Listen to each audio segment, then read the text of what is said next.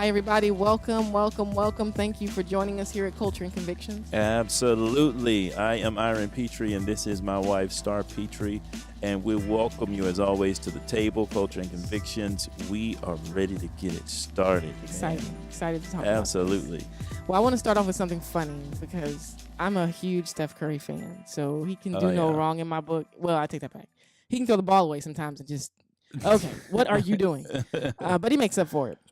But he had an experience that I think he's not experienced on that stage before. Yeah. And it brought him back down to earth, I would say. But also, for all of us, it made us feel a little bit better about ourselves. Everybody falls. Yeah, I think that's why everybody was, it was everywhere. It was on Fox News. It was on CBS Sports. It was everywhere. Everybody falls. I mean, this young man is a 3-time world champion. Yes. Right? In his young career, he's doing his thing. He's dominating and all kinds of things. 2-time MVP. Oh, yeah. Just literally having just a wonderful career. And then, God just decided to trip him. Jeez.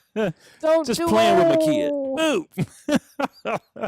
It was not good. It was not good. I'm just messing around. So it's a fast break. He steals the ball. This is going to be epic, right? Because he's going to try something new. It's going to be wonderful. You know what? He probably looked like he was going to try to dunk. That's what he said. He said he was going to try something new. He was going to try to dunk. And maybe that's why the Lord said, no, son, you're not ready. And then he just, he followed up with an air ball. It was just all bad. And it was in L.A. So obviously the rivalry is alive and well. It was tough. Let's play what Steph had to say after it. Because he took it like a man. You know what I mean? Yeah. Took it on the chin like, hey, it is what it is. It's funny. Let's all move on, basically. But let's hear from him. Oh, it was awesome, right? You liked it? Back-to-back hilarious plays. Happens to the best of us. Was the floor slippery? There's a hockey game this afternoon. Was that an issue? I have no idea. Just, you see like a kid walk into a candy store with the whole half court empty. I was going to try something real nice that I haven't tried before. The Lord wouldn't let me do it.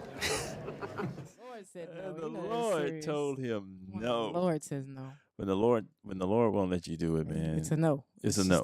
It's an absolute no. But no, I appreciate the fact that, like I said, Steph took it on the chin. Did. It is what it is. And ultimately, though, he's a guy that says, I mean, you laughing at me, but I'm going to make you cry, too, because I'll come in here and steal your heart. Oh, he's done enough of that already. He's made a whole lot of people cry, a whole lot of Cleveland fans cry, a whole lot of Oklahoma City fans and all kind of fans cry. Houston fans, big time crying. But, it is what it is. But we have our human moments, and Steph Curry has proven once again that, humanity, we cannot escape it. We can't. Our flaws, our falls, our failures. It is what it is. Even wide open with nobody to defend you. You cannot defeat God. It had to be the Lord. You know what I mean? That's right. God. You can't outrun God. You can't outjump God. You can't do it. You can't do it. So anyhow, he had himself a day that night. So the next thing is Nancy Pelosi, and I bring this up only to say these are the people who call themselves leading us. Yeah. And she's in front of this conference that they do with mayors across America, and she's having a really difficult time. I don't know if she drank a little bit before she was struggling. She was struggling. Gives you pause because you're thinking, is this the person that's speaking for who? Speaker of the House. This is kind of a scary thought, but we're going to play this. We'll talk about it. And, you guys let us know what you think about it, because I think she might have been, I don't know, on something. Cochran, that's an applause line. I'll let you know. With strong border security initiatives. This will be our 10th vote. Do you want to let's hear it for border security. The American people elected a House majority that would that's an applause line. Not for everybody, maybe. And we will strengthen our democracy by passing the Equality Act. That is an act to end discrimination against LGBT community. There are two challenges, actually three, that I want to just close with, and that is, here they are. We have to think in a very drastic way about this. We must embrace innovation, inclusion. We have to just establish your model that you have put forth here today. We're coming back to it here. You know it. Infrastructure, innovation, inclusion. What? It doesn't seem like you knew it. You were here to address them. They weren't there to address you. So that was bad. I just thought, wow, sometimes you just need to say, guys, I'm not ready. I'm not ready. Can't do it. Well, maybe, look, I'm going to be a defense attorney. Okay. So maybe my client in the speech in question, maybe she had been traveling a lot. You know how people get when they travel a lot and they get jet lag and they get all these different things and they wake up in different time zones from one time to the next and they stand up and they have these very public things to do, and like some people talk about how, when you travel to different places, you wake up in these hotel rooms and you run into a wall or something because in the last hotel room, there wasn't a wall there. And, people get all disoriented. Sure. Right? So perhaps, let's just say perhaps she was just disoriented from a lot of travel, maybe during the government shutdown. You got to be better, defense attorney. You said they're like, well, you know how it is when you're defending the indefensible. It's funny. It gets real difficult. I don't think it's jet lag though, because she was gonna go on a congressional delegation, remember, and all that got shut down because of that's the true. shutdown. That's right. Yeah. So she ain't been nowhere. Wow. Except probably traveling, Yeah. from LA or wherever she's from, California, to Washington. Yeah, it looked really bad, and it looked as though she was unprepared. She was disoriented. Kind of. And really didn't care. Wasn't really invested in delivery. You can applause. Yeah. Yeah, you can put applause there.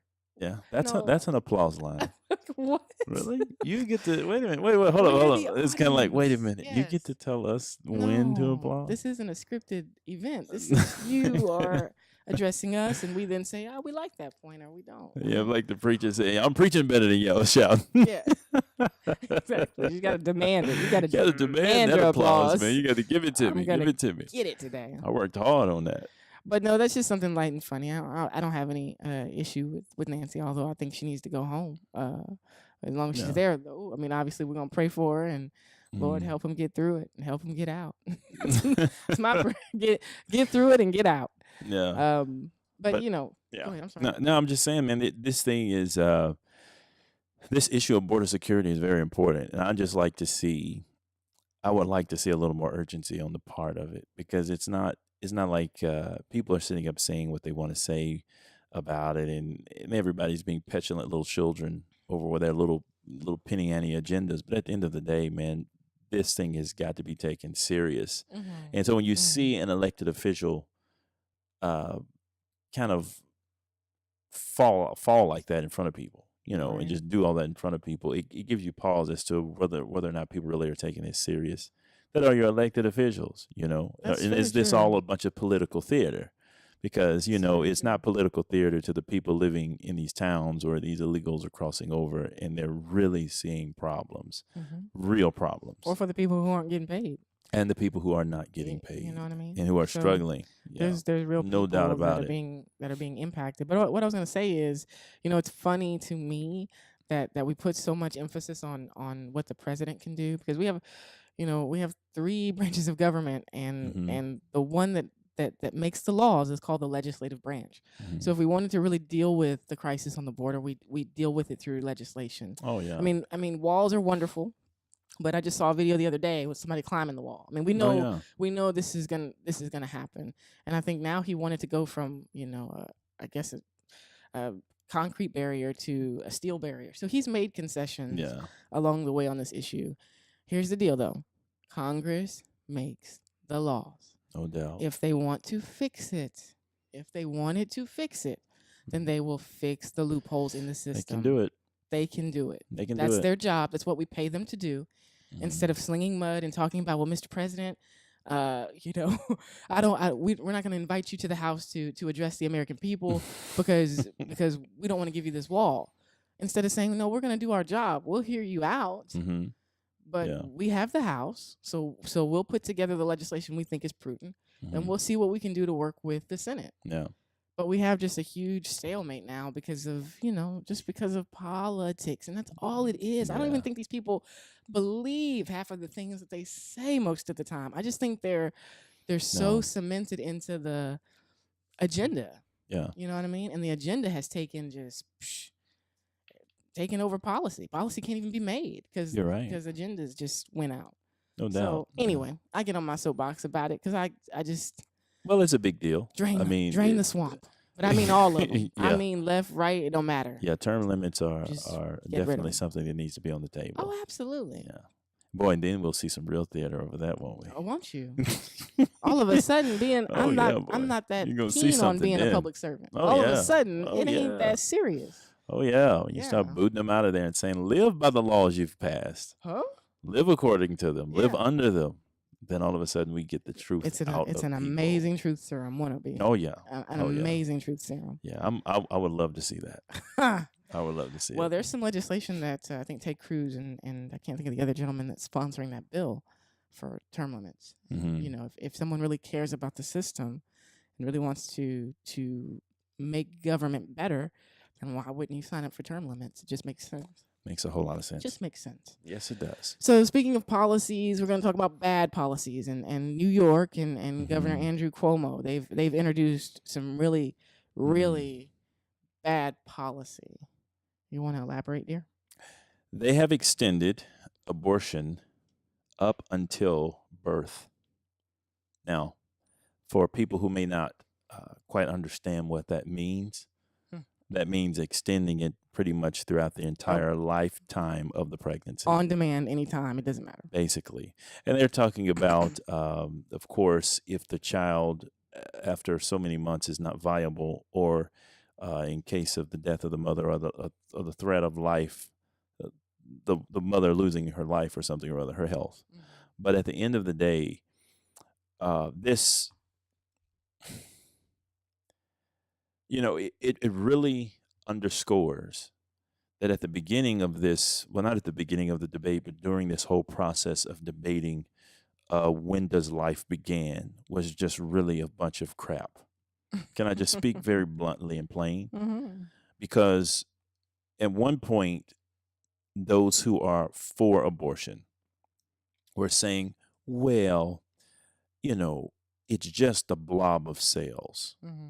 It's just a collection of cells. It's not a human being. Right. It's and so forth and so on. And that was the argument. But this proves that was just a load of junk.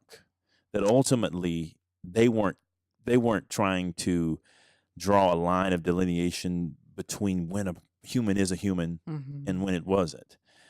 Because if you can extend it out for the entire lifetime of a pregnancy, right. I mean, around, I've seen an 8-week sonogram for both of our children. Sure. At 8 weeks, right? There's a heartbeat. Mm-hmm. I can still remember Caleb's was 168 beats a minute. Maya's was 164. Look at you, because I couldn't recall any of that stuff. Yeah, you were in a different headspace. Don't ask me. I don't know. I remember it. No doubt about it. Looking at the sonogram, the first signs of, we knew we were with child, but to see that first sonogram is always, always marks your conscience. Yeah, it's over. It always gets you, right? And so at 8 weeks, this little, what looks like a pinto bean with sprouts. Little nubs. Yeah, little nubs, this little bitty bean looking, just no human features, but you've got a heartbeat. So you've got life. If you've got a heartbeat, you've got neurological signal. You've got a central nervous system, because the heart's not just this. It beats because it's electrical. That's right. It's not just sitting there beating. Right. And so if you've got all of that, I've been told and learned from a very trusted physician talking about how the first 91 days of a child in the womb is the most important time of its development. Mm-hmm. After that first 90 days, it's pretty much just growth, accumulation of fat and all these different things. But you've got what you've got at about 91 days. Right. I mean, you've got heart, brain, lungs, you've got it all, right? And so they were sitting there debating all of that stuff, but having seen that sonogram at an early stage, that's life. It's a life at the point of conception from where we stand. Sure. But if you want to be this dominated by logic person, I got to see it, I got to touch it, that's life. So there was really no argument. You didn't really care.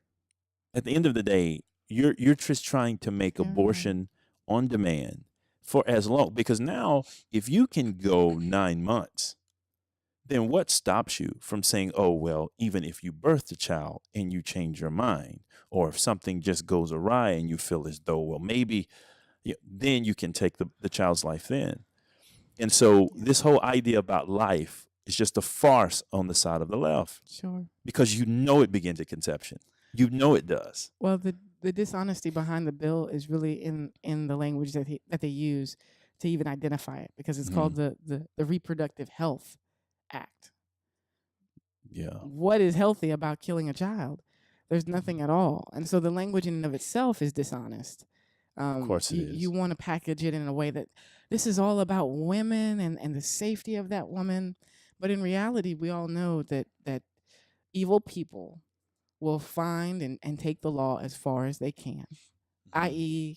human traffickers, no doubt, pimps, no doubt, molesters, abusers. So when they talk about this idea of we really want to protect women, or we really care about the life of that mother, do you really? Because when there are investigations into Planned Parenthood supporting abusers, letting people come to abortion clinics and get abortions without reporting to their parents, do you really? Because if you're talking about the life and the health and the safety of a woman, then you'd be concerned about the entire thing, the entire process, not just that final act of the death of that newborn, because that's what this is all about. This is about being able to kill and maintain the type of people and persons that you want to exist on this planet. Yeah. Control. I mean, let's not put it any other way. This is why Planned Parenthoods are predominantly in minority communities. They're not in white communities. They're in places where we want to get rid of you. Okay, and we want to make this. We want to control your population and your kind. Sure, and we'll make it seem pleasant and empowering. Look at you, girl. You go getting your abortion and stuff. What? like it's empowering. It's insanity. It is insanity.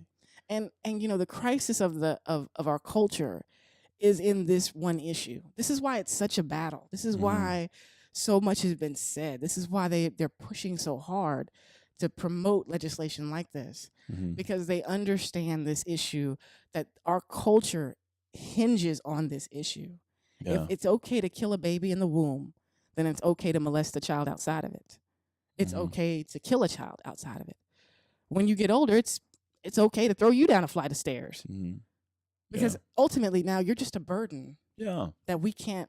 I mean, look at society. I mean, geez, we just don't have the resources. Exactly. We can't do this. And that really falls to make victim babies and the elderly. That's just like you said. Yes. And it is absolutely all about control. It is about those powers that be and those that would assume such a position of control, and to be able to say yay and nay as little gods, if you would, over other people's lives.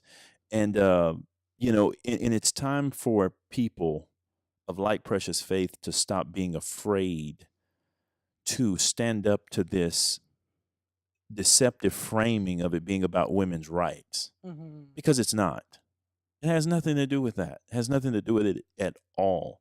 This is about the rights of every human being, and those human beings being those that are unborn. Sure. Right? And you're sitting up, and like I said, the fact that we're discussing this, you know what I mean? Yeah. Is a sign that we have truly untethered ourselves from any type of true north.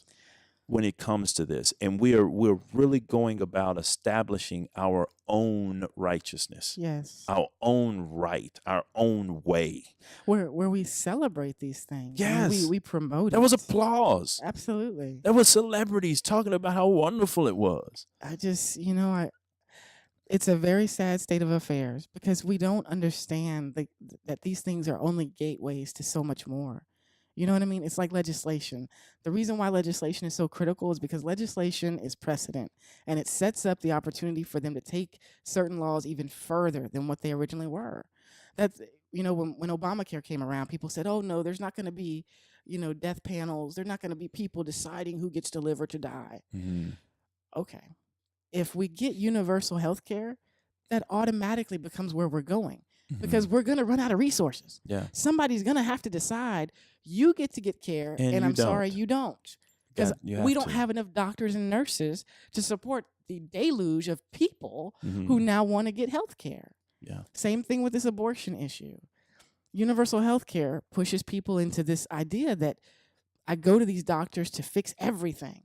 And abortion is no different. Than I'm going to go to a doctor and I'm going to say, I really want to abort this child. And that doctor's not going to sit there and give you a lecture on conscience or the sanctity of life. No. That person's going to say, oh, okay, if that's what you want to do, you got the money? Yeah. Can you pay me? Yeah. Let's move on. And that's exactly what's happening. It's become a business. It's become an industry.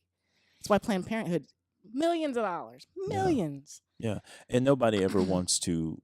When you say it to people, especially people who are pro-choice, when you talk to people about the Margaret Sanger's original motive and intent for Planned Parenthood, when you talk about it, people just act as though you're kind of, they act as though you're not even talking about Planned Parenthood. Yeah. It's like you're mentioning something else, and then you'll have Hillary Clinton getting up and talking about Margaret Sanger being a great person, and she's a hero, and all of these different things, and they try to sanitize the history and try to whitewash it and clean it up really nice so that it doesn't trickle down to the generations that are coming along, and they keep treating it as though it's this option for people at birth control and at protecting the woman's health, and it has nothing to do with that. And then on top of that, what is very dishonest is about the repercussions of the abortion on the woman who has it. And nobody wants to talk about that story. Yeah, there's never any coverage of that. Nobody wants to talk about that story post-abortion for that woman. No matter what she says brought her to the abortion, when she leaves that clinic, she is left with the depression, and she is left with all of the different torments that happen, and so many of them later on regret doing and come out and say. It's kind of like the transgender thing, where a lot of these kids that are being pushed to transition in their youth, and how many of these people have come out to say that they regretted doing it later on in life. Sure. Matter of fact, the majority of them did. Why? Because at the end of the day, nobody cares really about the health, the well-being, the welfare of the person. These people are concerned about agendas that they believe will give them more control over the population. Yes, now, that's just the bottom line. It's about votes. It's about political positioning of the electorate. It's about getting things where they want to get them so that they can get the end result they want. Listen, it really is about the have and have-nots. This is the issue of, these are all just little rabbit trails. When they throw out race, when they throw out class, when they throw out all these dividers, but really what it has to do is those that can control and those that are the controlled. Yeah. And those are the only two people. That's it. That's the only distinction. It's the people who are under the thumb and the people who are the thumb. And until we really wake up to that reality, we continue to be pitted against each other, talking about stuff that really is not even an issue anymore. Yeah. I mean, truthfully, it's not even an issue anymore. And you can tell we're really getting brainwashed, and we're not seeing that one thing you're talking about, because you've got now a younger generation, which they're polling, who many of them are becoming more and more open to ideas like socialism. You know what I mean? Sure. When if you had bat sense, you'd know that's not going to end well for the No. have-nots. No, it will not. You know what I'm saying? Those powers No, it that will be not. are going to get more powerful, and there's going to be a greater chasm and gulf between the haves and have-nots. And see, and people don't recognize, like you say, that one thing, and that's the war that we're having. And if we would do more, I believe those of like precious faith and like-mindedness, like what we're talking about, would just open their mouths and stand their ground on the issues. What you see a lot of on the right, even politically on the right, then of course even Christian people who sit back and are very, very passive about different things, different Especially subject this matters issue. in this issue, and they're very, very people are very quiet, and they don't want to tackle it, but it's kind of like they don't understand. Look, this is just a small seeding of a small plot of land that leads to a whole takeover. So you have to stand for that plot of land. You can't just sit there and let it be taken and then, they'll stop there. They're not going to stop. They're never going to stop. As case in point with this whole abortion issue. Here we are talking about 9 months and taking the life of a child. And they had started that legislation years before. They just could never get it passed because they had a Republican Senate that always got in their way. So this is an ongoing challenge and a debate. Business, man. But it's also amazing because the narrative has changed so much. I mean, now they have hashtags like "shout your abortion." I'm sorry, what? Well, you have to try to remove the stigma. Absolutely, you're gonna try to flip it. Yeah, you have to. Now it's an empowering thing that you get to choose to kill your child. It's the only way you can deal with the burning conscience. The burning thing. shame. Yeah. It's gotta be. Oh yeah, no doubt. It's gotta be. So you have to sanitize it. I mean, I lost with euphemisms. I lost the clever child, things, and I felt. Yeah. I mean, I can only the way that I felt, and I lost my child. Yeah. So I can't imagine the amount of shame and regret that comes with taking your child. Yeah. You know what I mean? That's heavy. Oh, it's very heavy. It's very heavy. So I want to show this video, and this is actually it's dated. I think it's from 2017, but it's a particular actress, and she's talking to a Dr. Willie Parker, who I guess is one of the leading voices in the abortion deal. And so I'm gonna let you listen to it. Tell me what you think. I'm gonna tell you what I think. I'll have a lot to say about it. So because I'm here in Seattle with you, now Seattle has some particular significance for me for lots of reasons. I have got a lot of family here, some of whom are here in the audience tonight. I also had my first abortion at the Seattle Planned Parenthood. Yay!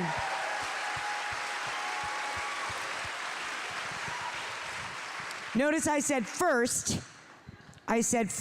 And I don't want Seattle, I don't want you guys to feel insecure. It was my best one.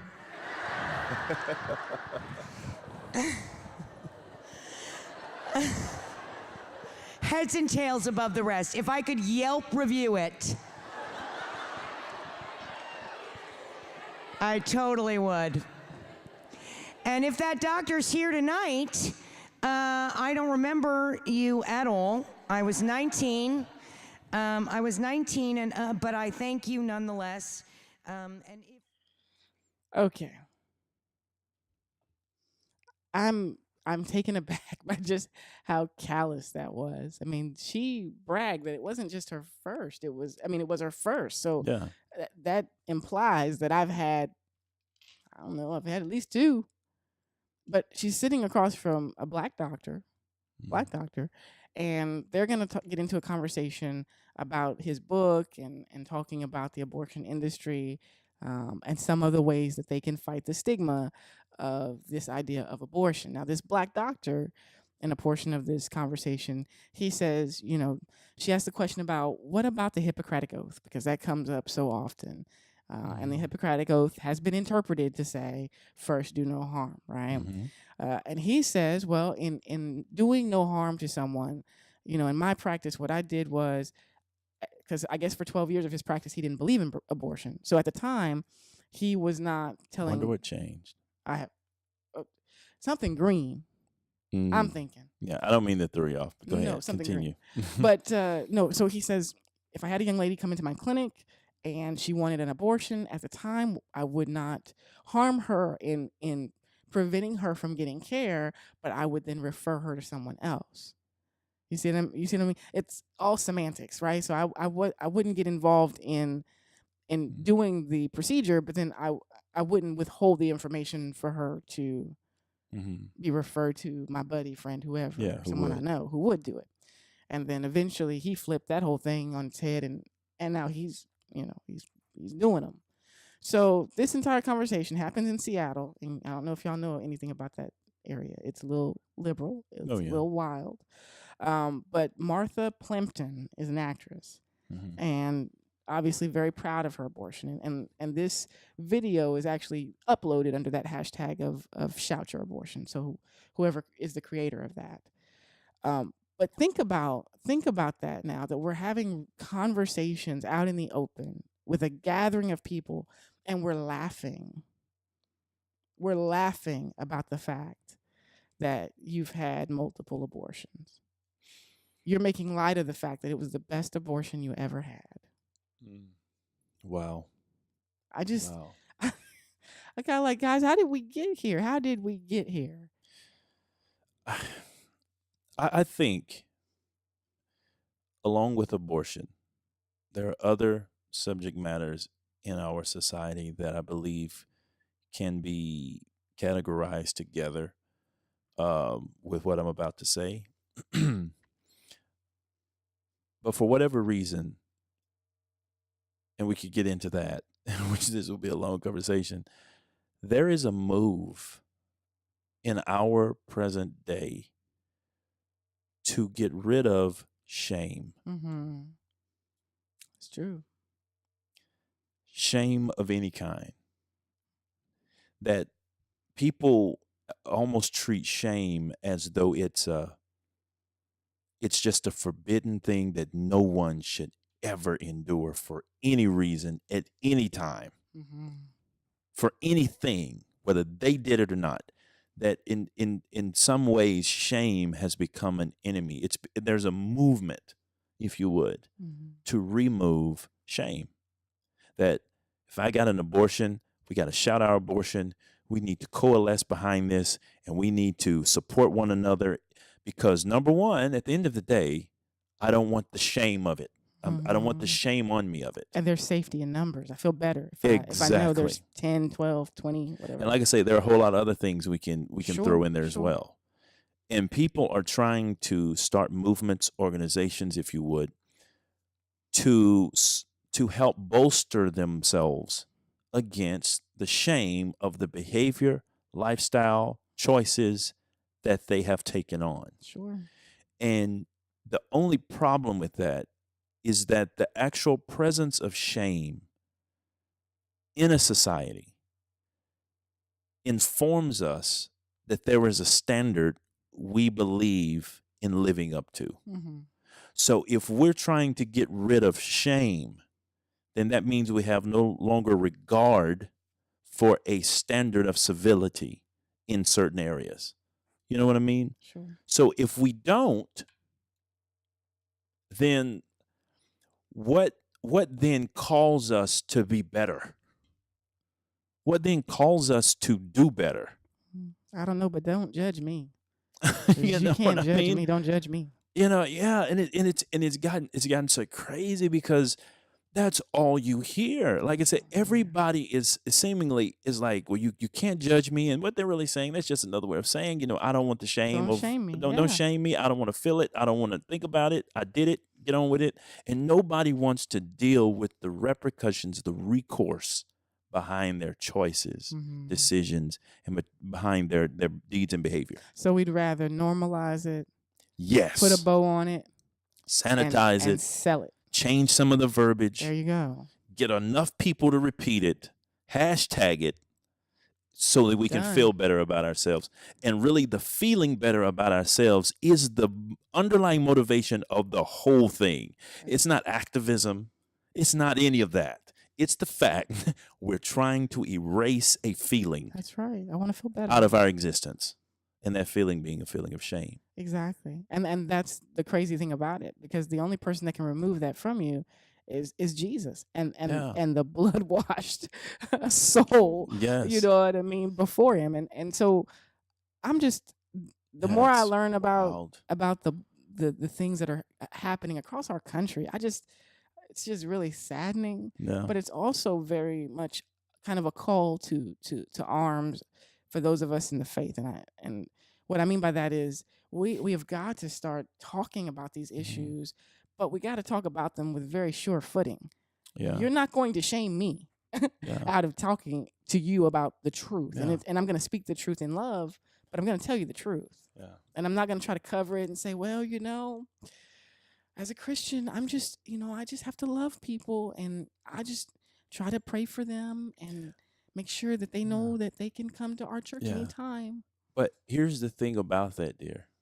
And I'm all for Christian people everywhere. I love I love the world, and I love everybody. I love every person, and I support and love Christians. Sure. But here's my problem with what I've seen in a lot of the kind of speech that you just gave example of. Mm-hmm.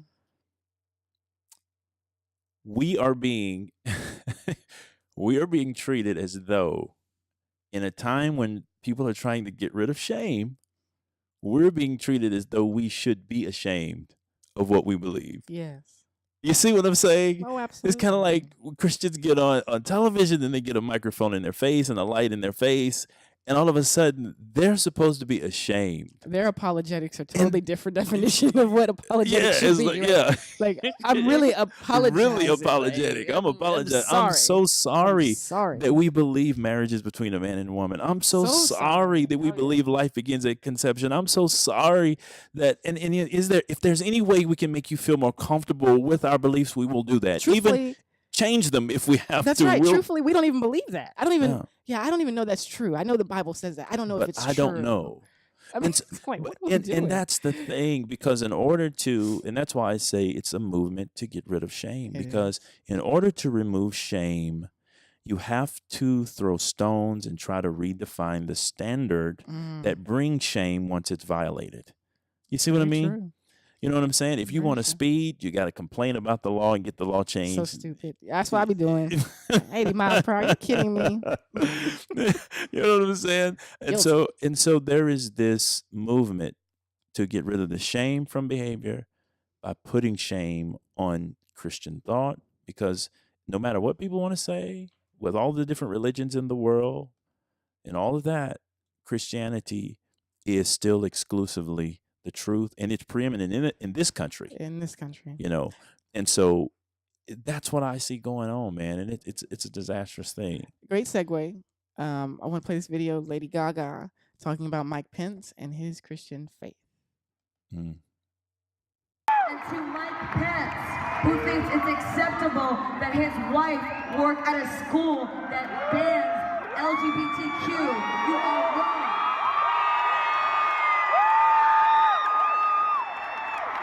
You say we should not discriminate against Christianity. You are the worst representation of what it means to be a Christian. I am a Christian woman. And what I do know about Christianity is that we bear no prejudice and everybody is welcome.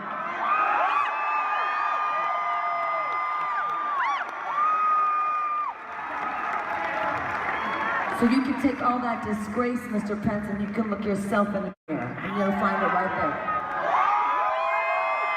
Lady Gaga said, I am a Christian. So let me tell you how to walk this out. But my Bible says I'm going to follow people as they follow Christ. If you ain't following Jesus, I'm going to have to get off the bus. I mean, but it's like checkmate, case in point of what we're talking about. Oh, absolutely. I mean, it's exactly what we're talking about, because here is, once again, shame on you, Mr. Pence. That's right. You're a disgrace. You need to look in the mirror. Shame on you that you should treat Christian truth as exclusive and absolute. So listen, hold on before we go any further.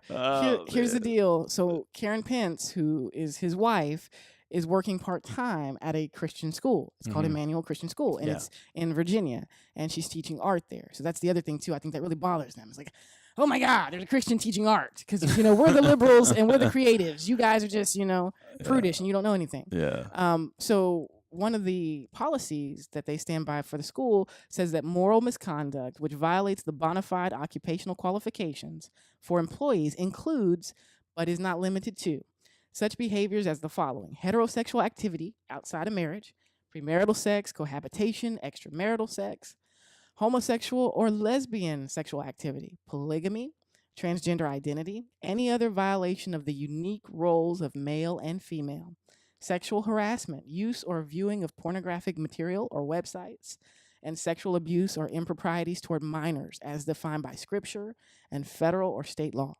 Wow. They don't like that. No, they don't like it. I see. They don't like that. They don't like it. But here's the deal. She's at a Christian school Yes. that clearly outlines what they believe. Yes. This is not a public institution. So I'm always kind of baffled by why they want to say it. Like, you don't want to be a Christian. You don't want anything to do with Christianity, but then yet you don't want other people to choose for themselves, which is what this whole thing is about, right? Do you choose you? I mean, if you feel like you want to be this, want to be that, you should be that. Right. But if I say, I want to believe in the Lord Jesus Christ, oh, what? Hit the brakes. You have freedom to be whatever you want to be, except that. Except that. Yeah. Or you can be that Christian that says, I'm a Christian too, okay? But I'm going to sing about fornicating and doing all kind of stuff and, slinging my body all up on pianos and stuff. I can do all that. You can be that Christian. Slinging their bodies on pianos. I'm just saying. You can be that Christian. And if you want to be that Christian, you're good. Yeah. Right? But if you want to be that Christian that says, man, I really want to live by this book. But back to what you started off saying, man. Isn't it so strange? Like, it's not strange to me. Of course, it's not strange to you. I'm just saying it for the sake of illustration, right? That people have a problem with Christianity and Christians, right? And everybody is like, if you were going to a Christian school and your children were enrolled in a Christian school, you were teaching at a Christian school, why would the world be concerned about what that Christian school has in its Christian bylaws, exactly, and its Christian description for behavior and what have you? Exactly, because it's a Christian school. It's not a public school. You're not taking faith or the 10 Commandments and putting them on the wall of Doombug High. Right. You know what I'm saying? Right. This is not a public school. It's not state religion. Yeah, your taxes are not paying any salaries there. This is a Christian school. So why would anyone be concerned? Seeing as though it's a Christian school, you expect there to be Christian ethic taught there, and actually, you would like for the Christians there to live the Christian principles. That would be wonderful, wouldn't we? Everybody's always talking about why Christians won't act like Christians. They're so hypocrite, right? So you know what I'm saying? So you would expect it. Now, let's say if this was an Islamic school, right? Yep. Right? Or it was a school founded on the teachings of Buddha, right? You would expect the people who choose to go there and associate with that and be involved and enrolled in that school to behave according to Islamic laws and principles, Buddhist laws and principles. And you would walk past that school and you'd say, well, that's not my thing, but they can do what they want. But when it comes to Christianity, freedom of religion. when it comes to Christianity, they cannot leave it alone. Can't do it. Why? Because we know it is truth. It's truth. It's truth, but it's truth that makes us ashamed of behavior that we choose to do. Now God loves us all. He loves He loves the creation.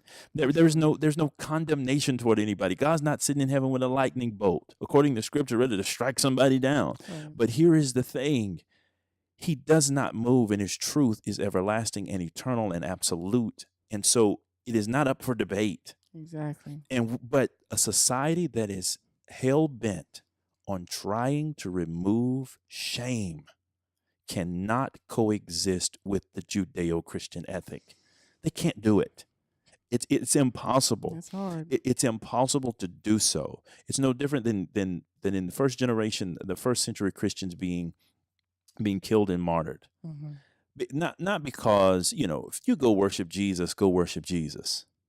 You can worship Jesus all you want, but when your worship of Jesus and your fidelity and your devotion to him means that you're not going to obey my laws because they run crosswise of his, now we got problems. When you say you serve a God whose truth and justice is over mine, the power of the state, then now the state says we can't cohabitate. Yeah. Right? Because you guys are, you're rebel rousers. No, they're devout. Exactly. Right? And so when it comes to Lady Gaga, if she says she's a Christian, I'm not going to take that from her. Nah, I ain't take nothing from her. You do what you want to do. I'm just saying, I'm going to follow Jesus. That's all I'm saying. But I'm going to go with Jesus. And I have a problem with you not allowing Mike Pence to live his life. Why can't he be a Christian too? Why can't he be a Christian too? I'm just saying. Well, all of a sudden we building our platforms, and then we want to preach. We want to preach. No scripture, but we want to preach. She already took up her offering. Her offering was that ticket price when we paid it. No verse of scripture. You ain't giving me no word, but you want to preach. Yep. You want to preach. And see, this is the stuff. And you've got a lot of Christians who are enamored with celebrity so much so that they'll never say anything. And part of that's the problem, because this is bigger than us. It's much bigger than us. Right. And so we've got to start to stand our ground and say, look, we peep the whole thing. And at the end of the day, Mike Pence and his wife can do what they want to do. But the question is, why are the Pences such a target? I mean, he hadn't why done do anything. They bother you so much? Because he doesn't say a word. No. I mean, the guy... He speaks like 10 sentences. And he doesn't do anything. That's it. And then they were all over him about not taking meetings with women by himself, and he won't do it because of being married to his wife and attempting to stay faithful to his wife, which is a Christian ethic. Sure. And all of a sudden, people are just chewing on the man. And if more people would practice that, they'd stay out of a whole lot of trouble. Oh yeah. But hey, you ain't preaching. Do your thing though. You ain't preaching. Do you? But anyway, seriously though, I always have a problem with that, because it seems to be that Christianity is always in the crosshairs. When every religion of the world claims exclusivity and absoluteness in their truth and what they believe. Yes, sir. Every one of them. Yes, every sir. Single one of them. But Christianity is fair game. Especially when you consider Islam, where they actually kill people for being homosexual. No doubt. I mean, you got to get out of town. And they don't say nothing. You got to leave. There was a gentleman who had to leave or try to escape because he came out as homosexual or interviewed someone that was homosexual in an Islamic country. And they stone you. They go, So, hey, this is Culture and Convictions. Man. Thank you for being with us. We're going to continue to try to kick these things out and talk about the subject matter. But look, we need you to participate because, it's better. Two-way conversations are better. Much better. So please get involved. Babe, tell them where they can reach us. You can find us, if you're watching this on YouTube, right here on our YouTube channel, of course, Culture and Convictions TV. You can also visit the website, cultureandconvictions.com. There you will find us along with these podcasts that are uploaded there. YouTube, our website, and also Facebook at Culture and Convictions. We would love to see you on any of our platforms. We're just getting started, and we hope that you come back to the table the next time, because we will be right here. So until next time, God bless.